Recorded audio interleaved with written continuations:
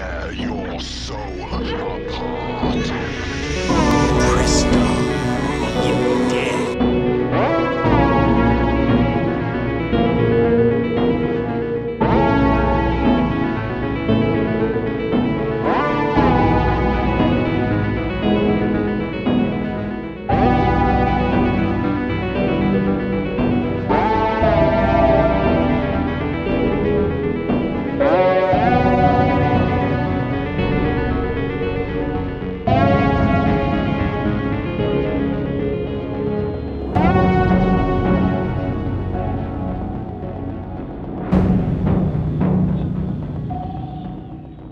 Bonjour mes amis, j'espère que vous allez bien. Nouvelle vidéo en vrac, on va rattraper des films qu'on a vus au cinéma, surtout un. On va vous faire la critique du nouveau Clint Eastwood, Cry Macho, et on va surtout vous faire la critique du tout nouveau Ghostbusters, l'héritage, qu'on vient tout juste de voir en avant-première. Tu es prêt mon frère? Je suis prêt. Donc c'est parti pour cette nouvelle vidéo en vrac. Je vais te dire ce que je pense. Vouloir être un macho, ça mène pas bien loin. Les gens jouent les machos, les gros durs, pour montrer qu'ils ont du cran. C'est tout ce qui leur reste, finalement. C'est comme ça pour tout dans la vie. On croit qu'on a toutes les réponses. Je m'appelle Mike. Martha. Et puis en vieillissant, on se rend compte qu'on n'en a aucune. On doit tous faire des choix dans la vie, petit. À toi de faire les tiens. Allez, ma belle.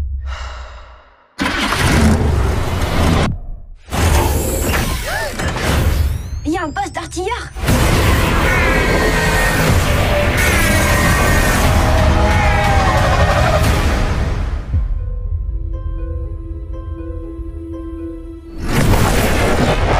Wouah, c'est pas croyable. J'ai jamais rien vu d'aussi cool.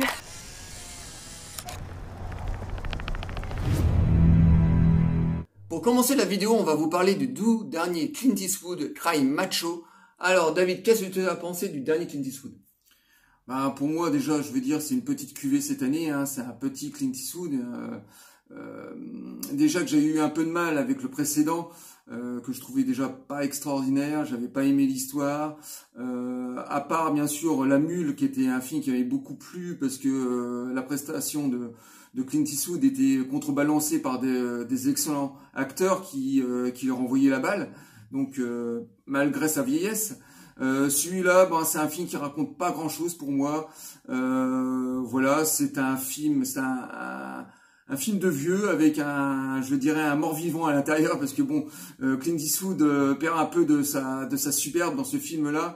Donc, j'étais beaucoup déçu par sa prestation. C'est vraiment de trop.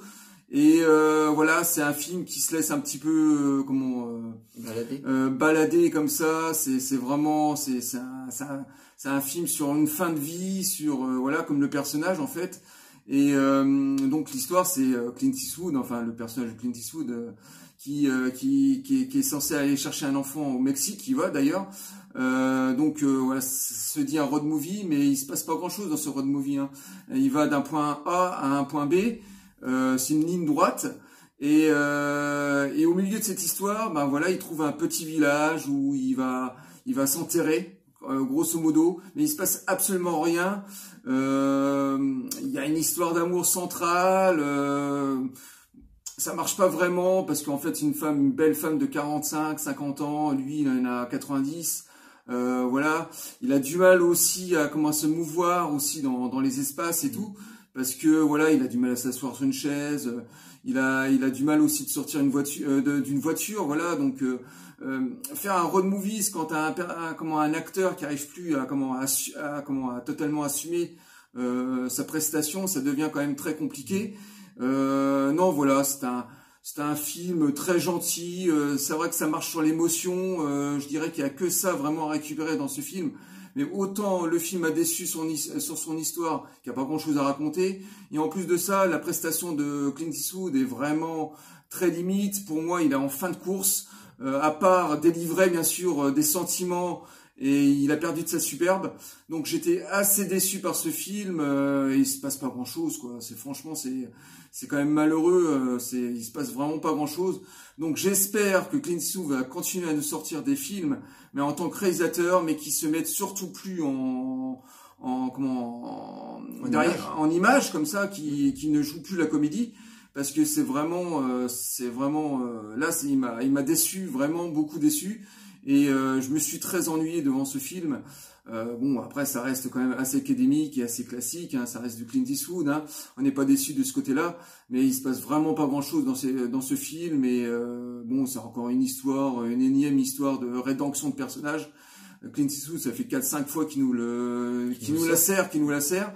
Mais avant, il était contrebalancé par des excellents acteurs de renom, hein, surtout dans La Mule. Hein, quand tu as un super acteur comme Clint Eastwood, faut vraiment un super casting derrière pour relancer.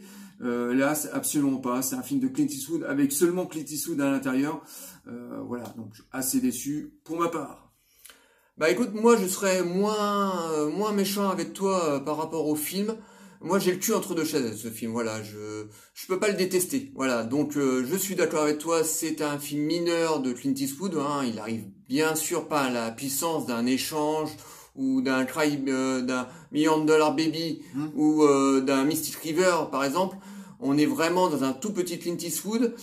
En gros, l'histoire, bon, je pense que maintenant vous la connaissez un petit peu tous parce que le film est déjà sorti depuis plus de 2 semaines. Donc je vais vous épargner, mais en gros, c'est l'histoire de la mule, sauf que là, il n'y a pas du tout d'histoire de drogue. Moi, ce qui m'a fait le plus de peine dans ce film-là, c'est Clint Eastwood lui-même. Effectivement, là, ça pique les yeux, hein. Il est vraiment très très vieux. Il a du mal à bouger, il est courbé. Il a un chapeau de cow-boy à un moment sur la tête, son chapeau est plus gros de sa tête, il est tout amaigri, il a du mal à bouger, comme tu dis, il a du mal à sortir d'une bagnole. À un moment dans le film, il monte sur un cheval, on voit tout de suite que c'est pas du tout lui. Donc ça m'a fait de la peine de le voir dans cet état, parce que pour nous, on adore Clint Eastwood, hein, c'est une légende, une légende du cinéma américain, et le voir comme ça aussi faible, parce que 91 ans tout de même, voilà, moi ça m'a fait quand même assez de la peine. Sinon, au niveau de l'histoire, bon bah c'est du déjà vu, quoi. Clint Eastwood nous a déjà servi cette histoire déjà pas mal de fois. Il shoot toujours aussi bien, sa photographie est toujours aussi belle. Il filme tout le temps les décors vraiment c'est vraiment très très beau, hein. Je veux dire, c'est du Clint Eastwood pur jus. Décors naturels et tout. Décors naturels et tout, c'est vraiment très très joli. On a toujours cette petite ligne de guitare qui accompagne les images. Ce road movie est plutôt sympa. Alors moi, j'ai trouvé sympa au début du film. Voilà, ce cow-boy fatigué à qui on demande, un de ses anciens patrons, qui lui demande d'aller chercher son fils au Mexique pour le libérer de sa mère, un peu chef de bande, un chef comme ça de trafiquant de drogue. De trafiquant de drogue, voilà, le cartel. Pour le ramener aux États-Unis. Donc le début du film, j'ai plutôt bien aimé. Voilà, on le voit partir avec son pick-up, parce que tous les Américains dignes de ce nom ont tous des pick-up. Donc on le voit partir sur les routes comme ça. Il passe au Mexique, il retrouve ce gamin-là. Donc l'acteur qui joue le gamin, au début, bon ben il se retrouve devant Clint Eastwood, donc faut assurer, mais le gamin au début, bon, l'acteur c'était pas trop ça, et puis au fur et à mesure que le film avance, le gamin commence à prendre un petit peu ses marques, et le duo avec Clint Eastwood marche plutôt bien. Et on arrive à ce moment-là, on arrive au milieu du film. Le couple, donc le gamin et Clint Eastwood, sont en panne dans une petite ville mexicaine, et là on a un énorme ventre mou au milieu de ce film. Il n'est plus du tout, plus rien qui se passe. Voilà, c'est pas dur. Voilà. On voit Clint Eastwood qui commence à remonter sur un cheval. Donc là, on n'y croit pas du tout. Voilà, à un moment, à 90 ans, Clint Eastwood a du mal à mettre un pied devant l'autre. On le voit remonter sur un cheval pour le dompter. Donc là, on n'y croit pas du tout. Au bout d'un moment, il tombe sur un petit restaurant qui est tenu par une belle petite mexicaine de 50-55 ans, Hachi va tomber amoureux. Donc à un moment on voit le papy Clint Eastwood qui tombe amoureux de cette femme. On n'y croit pas du tout, quoi. Là, ça fait un peu c'est un peu la gloriole de Clint Eastwood. Il veut prouver encore qu'il peut encore séduire. Oui, c'est ça. Mais c'est ça le problème. C'est ça, c'est l'ego, quoi. C'est ça. Donc cette histoire d'amour ne marche pas du tout, et je pense que Clint Eastwood ne se voit pas vieillir, ou je pense qu'il se voit vieillir, et il aime pas l'image qu'il a, enfin qu'il reflète dans son miroir. Tu vois très bien qu'il a 90 ans, qu'il est tout maigre. Voilà, c'est plus le Clint Eastwood qu'on a connu il y a 30 ans, beau, costaud, avec ce charisme. Bon, il l'a toujours, le charisme, c'est ça qui fait que je suis le cul entre deux chaises, c'est que il a encore ce charisme, mais là on a un charisme avec le corps d'un petit papy tout maigre.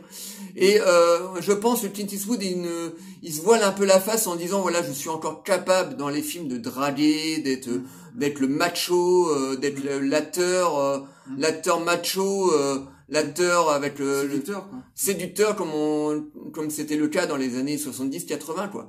Et on a que des scènes comme ça qu'on a du mal à croire. Donc la scène d'amour, la scène où il va dompter le cheval, on n'y croit pas du tout, quoi.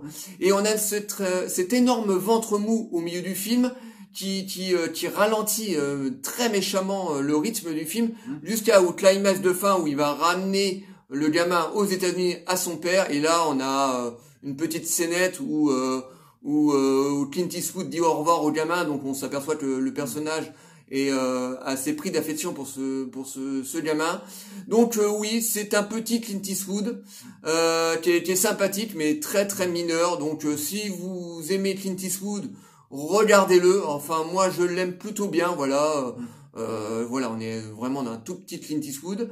Je suis moins méchant que David, mais voilà, si vous aimez les films de Clint Eastwood, vous pourrez prendre votre plaisir. Voilà, donc Cry Macho, c'est un moyen bon Clint Eastwood. Notre deuxième film de notre sélection est le dernier Ghostbusters qu'on vient de voir en avant-première. Alors, qu'est-ce que j'ai pensé de ce film? Alors, par quel bout commencer? Alors, c'est une suite qui est plutôt honorable, voilà, c'est sympa. Bon, c'est pas foufou, hein, parce que le film coche toutes les cases du fanservice, voilà. C'est réalisé par Jason Reitman, donc le fils de Ivan Reitman, et je trouve que le fils a fait plutôt du bon boulot, voilà, il respecte bien le travail qu'avait effectué son père sur le tout premier et le deuxième. Donc nous suivons les aventures, déjà le film commence, c'est la suite directe du numéro 2. Donc ça se passe quelques années après, même beaucoup d'années après, hein, je veux dire une trentaine d'années après. On retrouve le Dr Spengler qui est enfermé dans une maison de campagne. Il est pourchassé par des fantômes et à ce moment-là, il est fauché par les fantômes, donc il meurt. Voilà.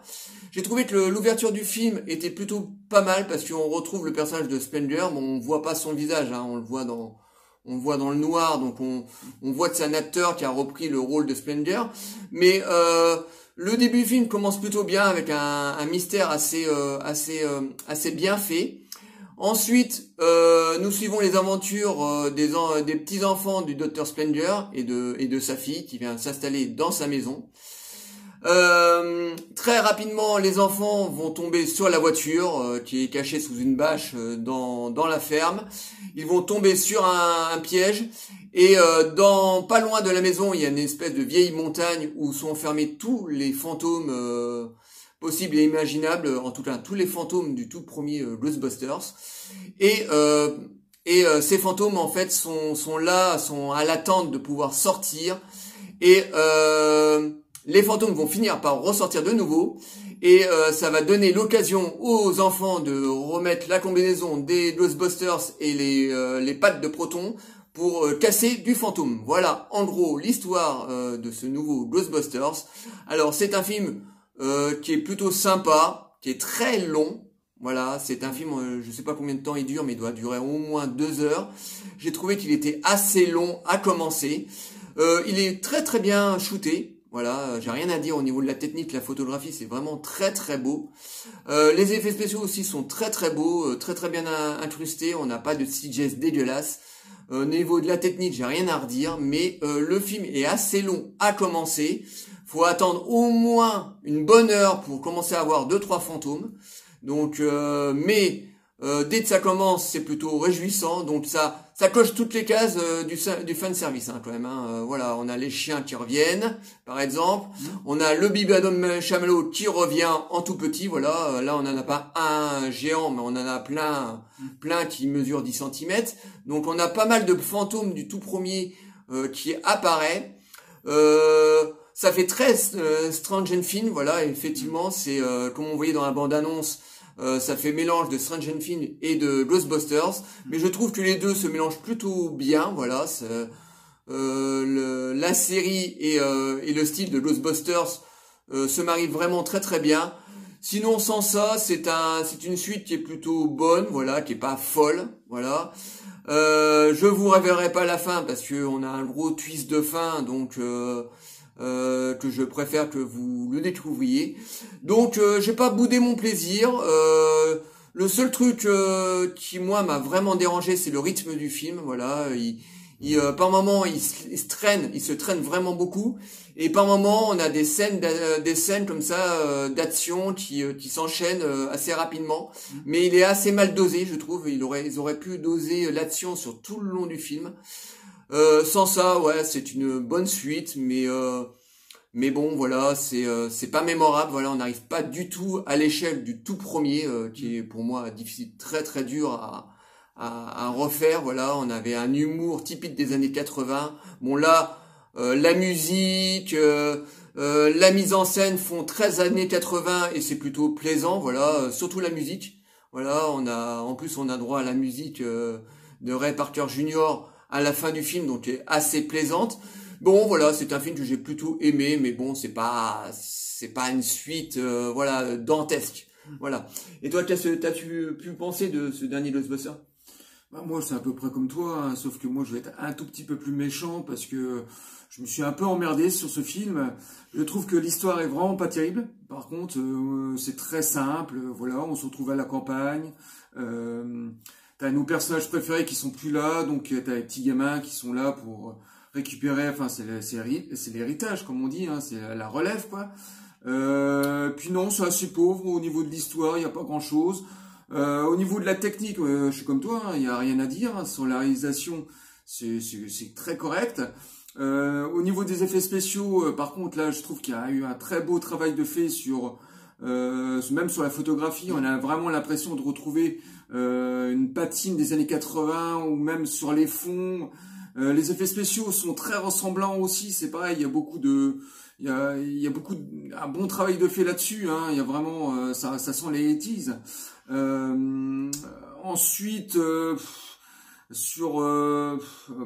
va peut-être le relever un petit peu, il y a nos héros qui apparaissent un peu, on va dire.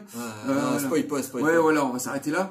Voilà, et ensuite, ça fait très fin de film. C'est vrai que, bon, là, on est quand même au cœur de l'émotion, on est quand même dans la nostalgie quand même très assumée, donc on retrouve les cerbères de la porte, les deux créatures là, les deux chiens.